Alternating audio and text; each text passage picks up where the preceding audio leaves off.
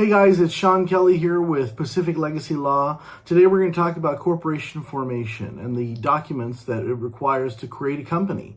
So this will be for corporations or LLCs. They follow the same structure or the documents are titled differently, which is okay. So the first document we file is called the Articles of Incorporation for corporation or organizations for LLCs. And this is the birth certificate for your company. And essentially it allows you to get a state ID number that recognizes your company with the state. So it's really important.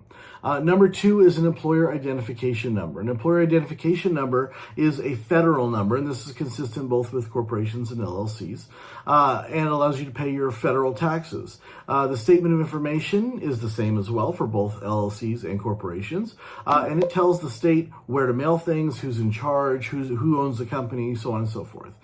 Finally, we have the bylaws, and the bylaws are the day-to-day operational instructions for your company, how to hold meetings, how to elect officers or members or people in power.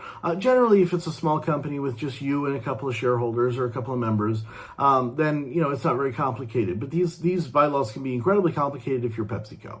So thank you so much for listening. If you're interested in the company, please reach out to Pacific Legacy. We're happy to help you. You can go to our website at paclegacy.com. You can give us a call or by email. We're happy and standing ready to help. Thank you so much.